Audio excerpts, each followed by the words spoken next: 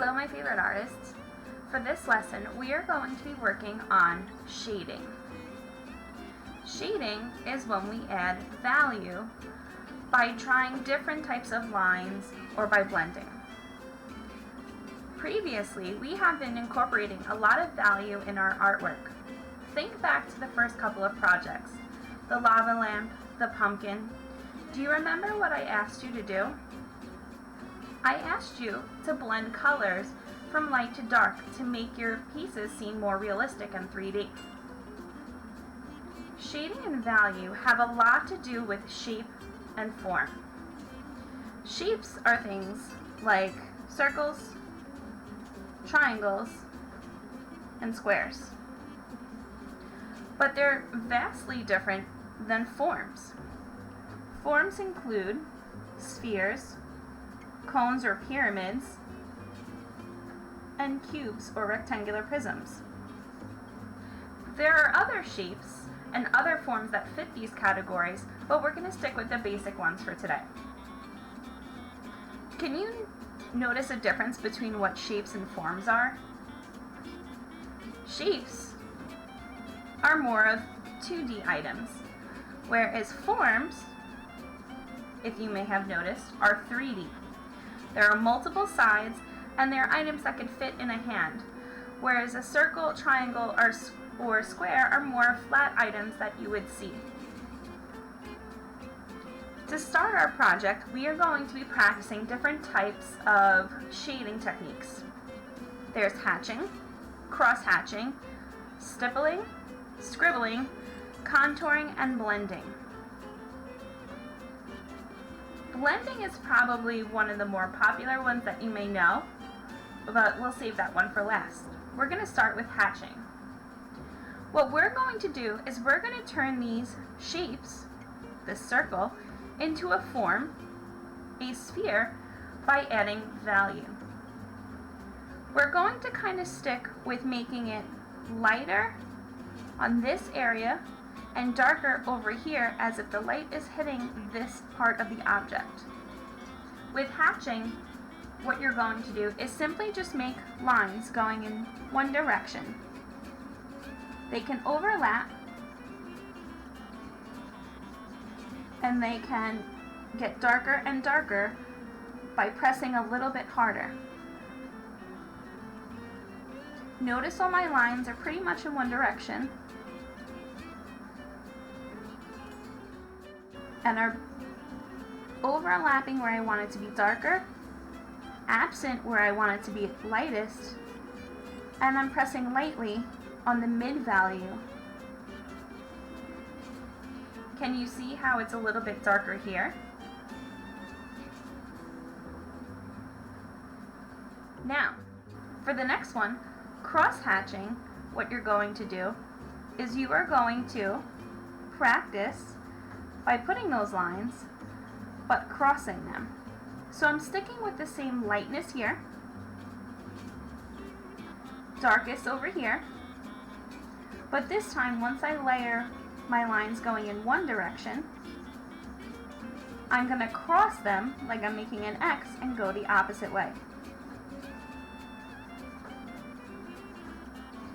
And I want you to practice this along with me by making your own circles and drawing along. You can watch this video first to see how it goes and then do it after, or you could do it along with me.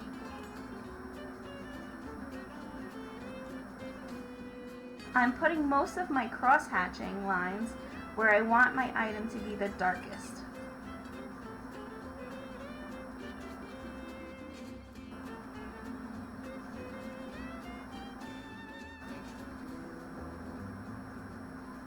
The more you overlap, the darker it gets.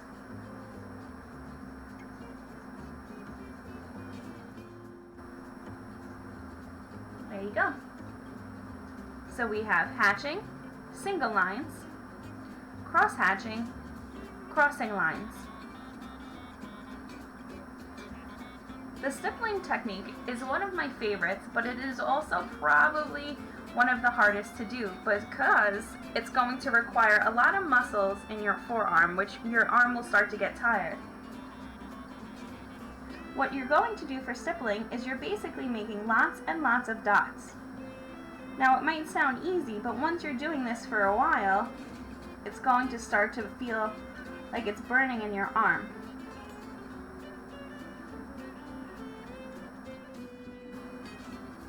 Where there are less dots, it will be lighter, and the more dots that you have,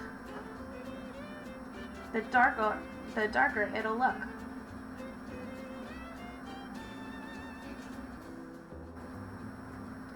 This is definitely the most time-consuming part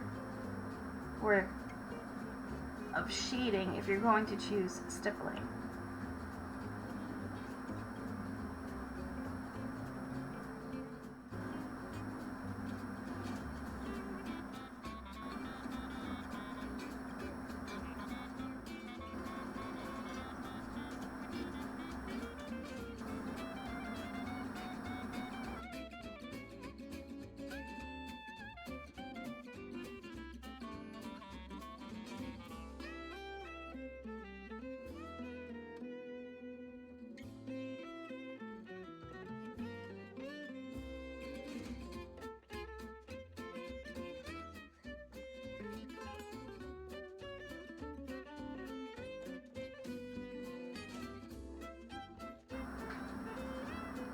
For the next sphere that we're going to shade, we are going to do a scribbling technique, which is exactly how it sounds. What you're going to do is kind of just make circles. They can be uneven in size, but you're just going to go around. Start with a mid-tone, which means pressing medium. And then where you want it to be darker, you just overlap those little scribbly marks and press a little harder. Get close to the edge of the object.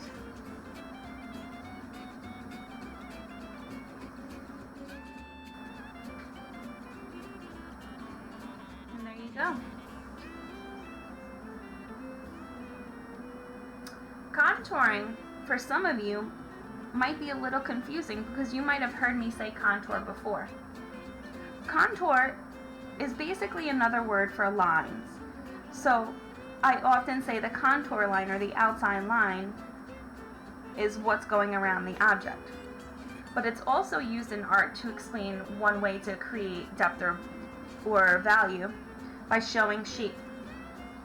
So for this contour, since we're making a sphere, our lines that are going to cross over our object are going to be curved. If we make them straight, this will never look rounded. It needs to come around, kind of like this.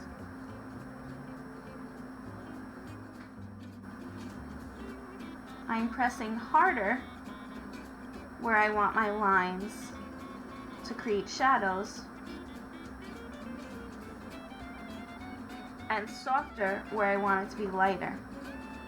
I can also go over the line to make it a little thicker and darker where my shadows are. I can go back in and add more lines.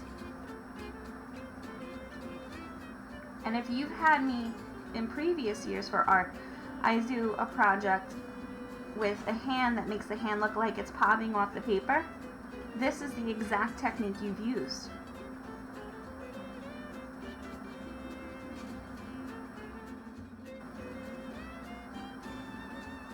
Can you see it popping off the paper a little bit?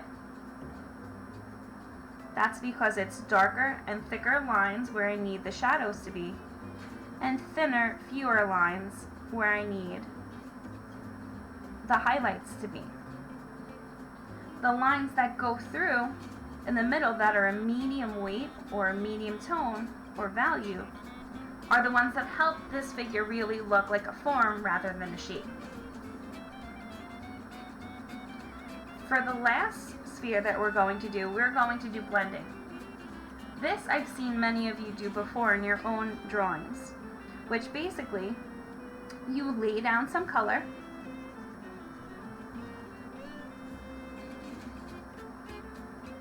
and putting more where I want it to be darker and less where I need it to be lighter.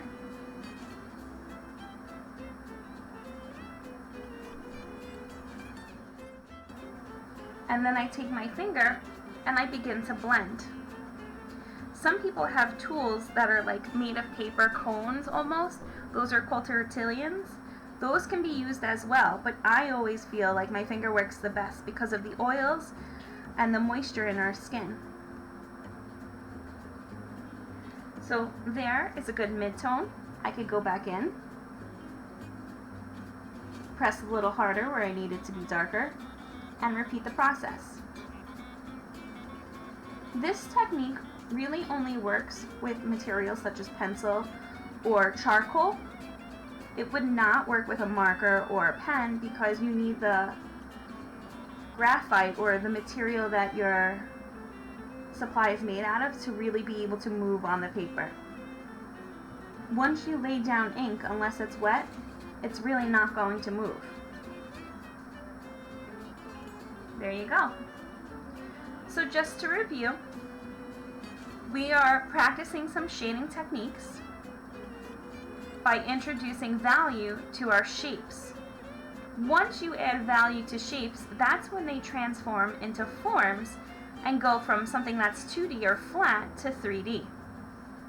We practice hatching, which is single lines, cross hatching, which is going back over the lines in the opposite direction, stippling, which is many, many little dots, scribbling, which is kind of just making small circles and overlapping, contouring, lines that go across the object that are thicker and darker where you need it to be a darker value, and thinner and further apart where it's lighter, and blending, which can be done with your finger or a blending tool.